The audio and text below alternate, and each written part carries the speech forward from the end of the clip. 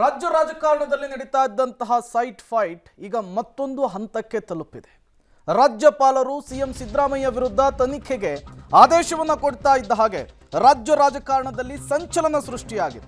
ರಾಜಭವನ versus ರಾಜ್ಯ ಸರ್ಕಾರದ ಮಧ್ಯೆ ಸಂಘರ್ಷ. ವಿಧಾನಸೌಧದಲ್ಲಿ ತುರ್ತು ಸಚಿವ ಸಂಪುಟ ಸಭೆಯನ್ನ ಕರೆದಿರುವಂಥದ್ದು.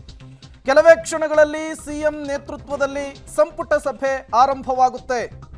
ರಾಜ್ಯಪಾಲರ ಆದೇಶವನ್ನ ಖಂಡಿಸುವಂತಹ ನಿರ್ಣಯವನ್ನ ಇಲ್ಲಿ ತೆಗೆದುಕೊಳ್ಳಬಹುದು ಅಂತ ಹೇಳಲಾಗ್ತಾ ಇದೆ. ಸಿಎಂ ಬರ್ತಾರಾ ಅಥವಾ ಡಿ.ಕೆ. ಶಿವಕುಮಾರ್ ನೇತೃತ್ವದಲ್ಲಿ ಈ ಸಭೆ ಆಗುತ್ತಾ ಅನ್ನೋದು ಕೂಡ ಮತ್ತೊಂದು ಕಡೆ ಕುತೂಹಲ ಕಾರಣವಾಗ್ತಾ ಇರುವಂಥದ್ದು.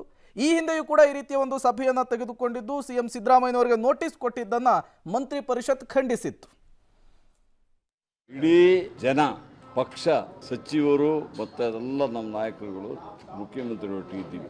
ಇದೊಂದು ರಾಜಕೀಯದ ಕುತಂತ್ರ ಕೆಲಸವನ್ನು ಮಾಡ್ತಾ ಇದ್ದಾರೆ. ಇದರಲ್ಲಿ ಯಾವುದೇ ಹುರುಳಿಲ್ಲ.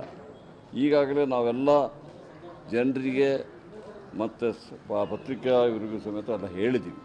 ಇದರಲ್ಲಿ ಏನಿದೆ ಅಂತ ಹೇಳ್ಬಿಟ್ಟು ಇನ್ನೂ ನಮ್ಗೆ ಗೊತ್ತಾಗ್ತಲ್ಲ. ನಿಮಗೇನಾದ್ರು ಇದ್ಬಿಟ್ಟು ಹೇಳಿ ನಾನು ಆನ್ಸರ್ ಮಾಡ್ತೀನಿ. ಸರ್, ರಾಜ್ಯಪಾಲರು ಏನೂ ಇಲ್ಲ ಅಂತ ಗೊತ್ತಿದ್ದೇನೆ ಆದೇಶ ಕೊಟ್ಟರು ಸರ್ ಅವರು. ರಾಜ್ಯಪಾಲರು ಯಾವ ಕಾರಣದ ಆದೇಶ ಕೊಟ್ಟರು ನಿಮಗೆ ಗೊತ್ತಿದೆ. ರಾಜ್ಯಪಾಲರು BJP ಅವರು ಮತ್ತು JDS ಅವರು ಮೈಸೂರು ಮೆರವಣಿಗೆ ಹೋದಾಗ ಏನು ಹೇಳಿದ್ರು ಅನ್ನೋದು ನಿಮಗೆ ಗೊತ್ತಿದೆ. ಮೆರವಣಿಗೆ ಹೋಗಿ ತಲುಪುವ ರಸ್ತೆಯಲ್ಲಿ ಸರ್ಕಾರ ಮುಖ್ಯಮಂತ್ರಿ ರಾಜೀನಾಮೆ ಕೊಡ್ತಾರಂತ ಹೇಳಿದರು. ಬಹುಶಃ ಸ್ವಲ್ಪ ತಡ ಆಗಿದೆ, ಬಟ್ ಅವ್ರದ್ದೆಲ್ಲ ಇದು ಹಗಲು ಕಾಣಿಸಿದೆ. ನಮ್ಮ ಸರ್ಕಾರವಾಗಲಿ ಮುಖ್ಯಮಂತ್ರಿ ರಾಜೀನಾಮೆ ಕೊಡೋ ಪ್ರಶ್ನೆನೇ ಬರೋದಿಲ್ಲ. ಕಾನೂನು ಪರವಾಗಿ ನಾವು ಹೋರಾಟ ಮಾಡ್ತೀವಿ. ನಮ್ಮ ಕಾನೂನಲ್ಲಿ ನಮಗೆ ನಂಬಿಕೆ ಇದೆ. ವೆಸ್ಟ್ ಬೆಂಗಾಲಲ್ಲಿ, ತಮಿಳುನಾಡಲ್ಲಿ, ಕೇರಳಲ್ಲಿ ಮತ್ತು ಬೇರೆ ಬೇರೆ ರಾಜ್ಯದಲ್ಲಿ, ಜಾರ್ಖಂಡು, ತೆಲಂಗಾಣ, ಪಂಜಾಬ್, ಇವೆಲ್ಲ ರಾಜ್ಯಗಳಲ್ಲೂ ಕೂಡ ಯಾವ ರೀತಿ ಗವರ್ನರ್ ಹಸ್ತಕ್ಷೇಪ ಮಾಡಿ ಪ್ರಜಾಪ್ರಭುತ್ವ ವ್ಯವಸ್ಥೆನ, ಸರ್ಕಾರಗಳನ್ನ ತೆಗಿಬೇಕು, ಅಲ್ಲಾಡಿಸಬೇಕು ಅಂತ ಬೇಕಾದಷ್ಟು ಪ್ರಯತ್ನ ನಡೆದ್ರು. ಯಾವ ಸರ್ಕಾರ ಕೂಡ ಮುಟ್ಲಿಕ್ಕೆ ಸಾಧ್ಯ ಆಗಲಿಲ್ಲ. So the entire party and including the India alliance stand united supporting my chief minister. We stand by him. There is no question of resignation. There is no point of resignation.